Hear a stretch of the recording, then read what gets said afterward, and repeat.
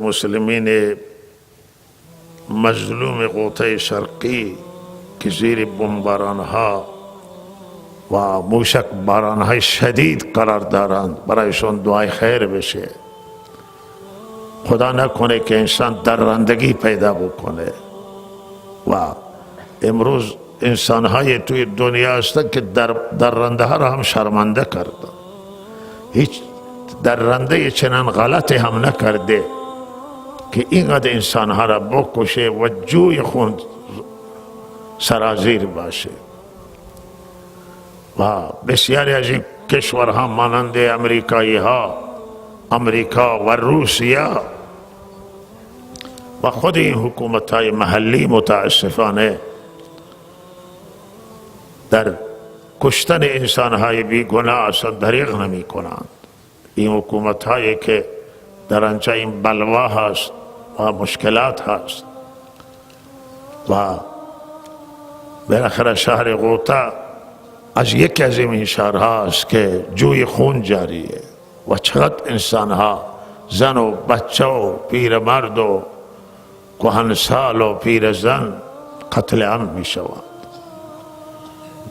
و ویران میشه در شهر غوطه و وجدانهای بیدار وجود نداره. کمی متاسفانه حقوق بشر واقعا ناتوانه و شورای امنیت و سازمان ملل که هیچی، حالا بی خاصیت و بی تاثیر شدن توی دنیا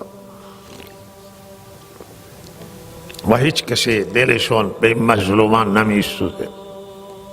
چقدر توی این شهرهای عراق و چقدر توی این شهرهای سوریه آدم کشته شده و آدم میمیره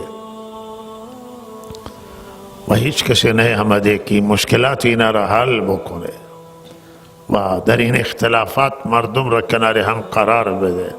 به بهانه تروریسم اهداف خود را که کشتن مسلمانان و اهل ایمان و زدن شهرها و ویران کردن شهرهای مسلمان و از بین بردن تاسیسات و زیربناهای این کشورها هست و تخریب کردن ثروت‌های اینها. متاسفانه همه دست به هم دادن ولی اینا نیامده اینا را صلح بدن، نیامده اینا را آشتی بدن، نیامده اینا را کنار هم قرار بدن، نیامده حکومت‌های فراگیر تشکیل بدن، نیامدند که آسیب شناسی بکنند و بررسی بکنند و این مشکلات و منازعات را خاتمه بدهند و دنیا در مقابل اینها ملامت و الله تعالی به یاری مظلومان بشتابه و سریعتر الله تعالی مظلومان نصرت بکنه و نجات عنایت